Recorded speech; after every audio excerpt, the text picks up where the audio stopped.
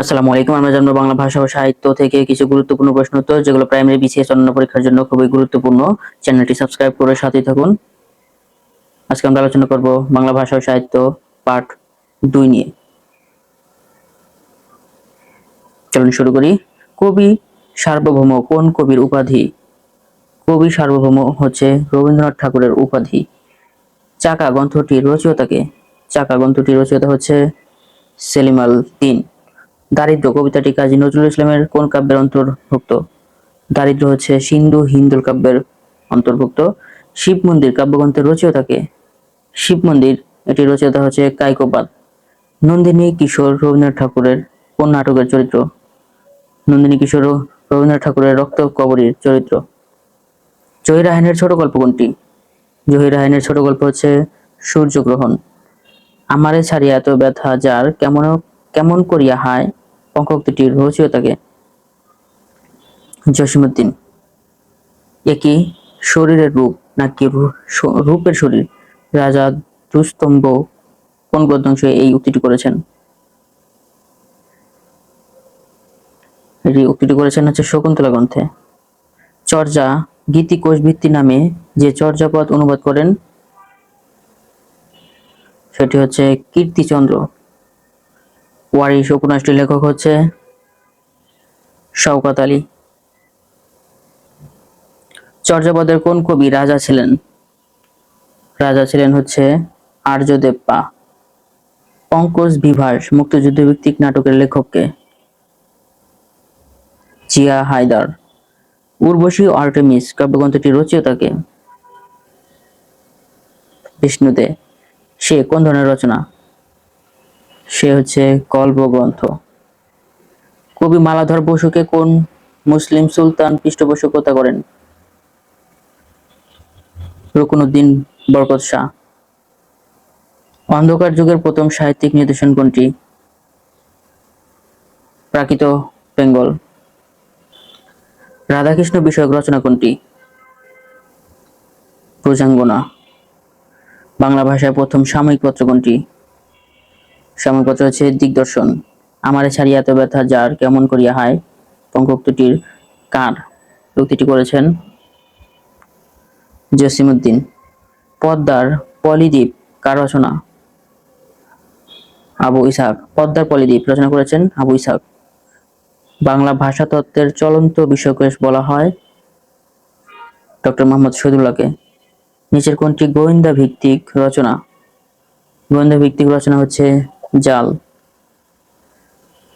বিহারীলাল চক্রবর্তীর শ্রেষ্ঠ কাব্যগ্রন্থটি? বিহারীলাল চক্রবর্তীর শ্রেষ্ঠ কাব্যগ্রন্থ হচ্ছে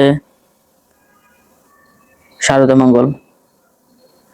অক্ষয় চন্দ্র সরকার কোন পত্রিকার সম্পাদক ছিলেন? শারদামঙ্গল।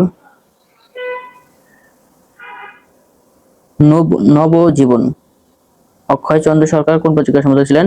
নবজীবনের। কোনটি শুদ্ধ বানান?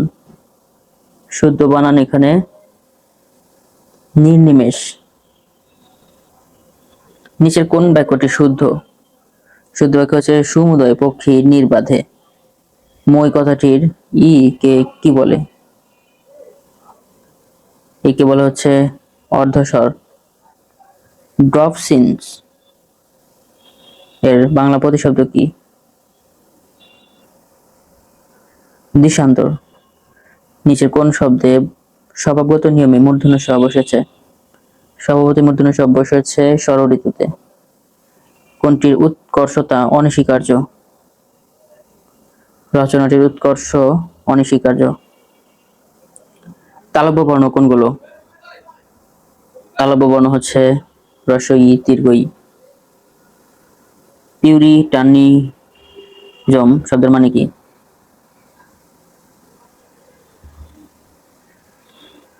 অতি নৈতিকতা। র ন ল এ তিনটি ধ্বনির উচ্চারণ স্থান কোথায়? অগ্রদন্তমূল। খনিকা শব্দের মূর্ধন্য বসেছে কোন নিয়মে? স্বভাবতই মূর্ধন্য ষ বসেছে। ধ্বনিবিদ মোহাম্মদ আব্দুল হাই বাংলার মূল স্বরধ্বনির তালিকায় যে নতুন মূল ধ্বনিটি প্রতিষ্ঠা করেছেন সেটি হচ্ছে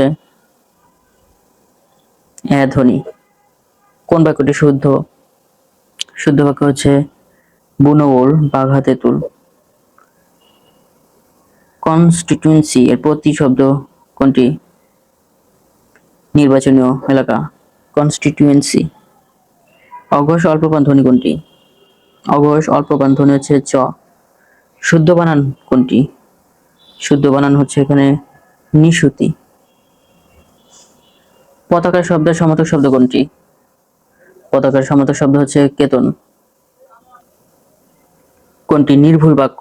নির্ভুল বাক্য হচ্ছে অদ্যাবধি তার শারীরিক অবস্থার উন্নতি হয়নি। কোনটি কণ্ঠনালীয় ব্যঞ্জন ধ্বনি?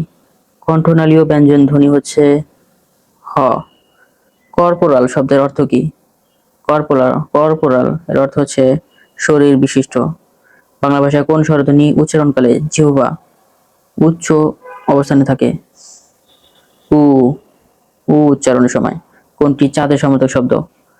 চাঁদের সমার্থক শব্দ হচ্ছে হিমাংশু।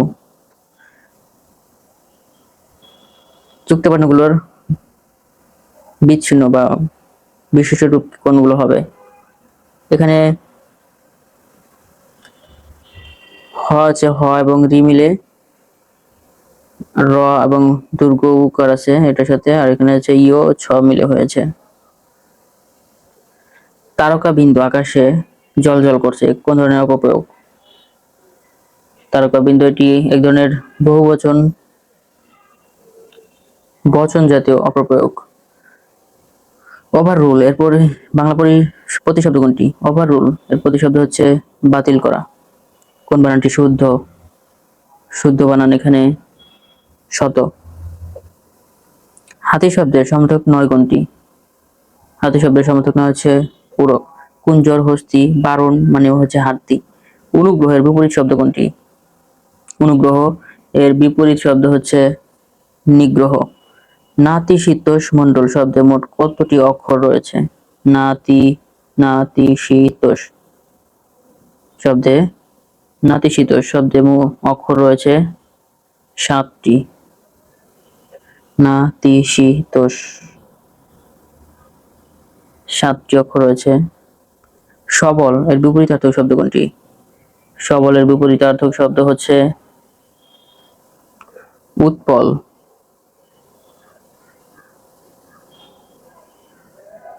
আচ্ছা, এখানে একটু কারেকশন হবে। সবলের বিপরীত শব্দ হচ্ছে একবর্ণা।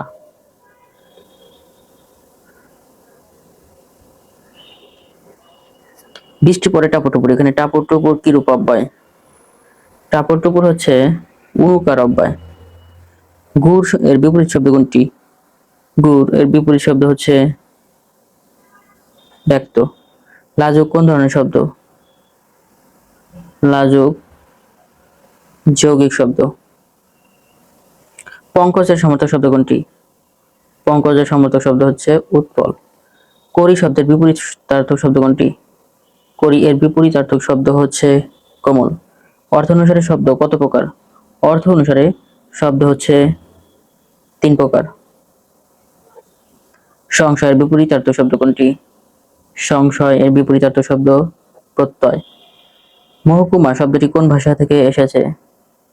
মহকুমা ভাষাটি হচ্ছে আরবি ভাষা শব্দ। কে জানে দেশে সুদিন আবার আসবে কিনা, এখানে কি প্রকাশ করেছে?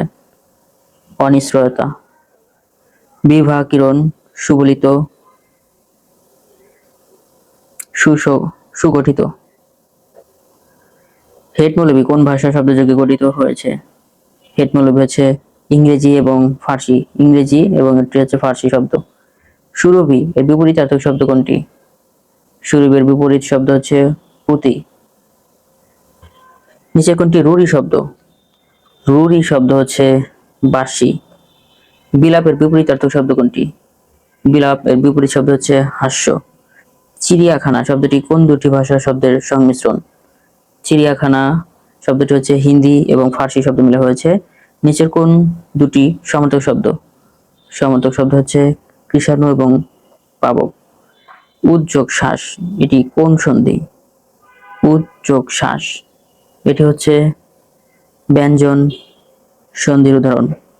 নিচের কোনটি ক্রিয়া বিশেষ্য? ক্রিয়া বিশেষ্য হচ্ছে দর্শন।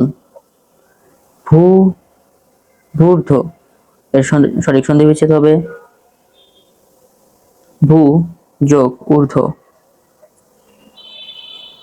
ভূর্ধ এর সঠিক সন্ধি বিচ্ছেদ হচ্ছে ভূ যোগ ঊর্ধ্ব। টেকে গোজা বাগধাটির অর্থ কি? টেকে গোজা বাগধাটির অর্থ হচ্ছে পকেট ভারী করা। আপন ভালো সবাই চায় বাক্যটি ভালো কি পদ?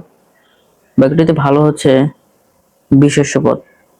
নথ নাড়া বাগধাটির অর্থ কি? নথ নাড়া বাগধাটির অর্থ হচ্ছে অহংকার প্রকাশ করা।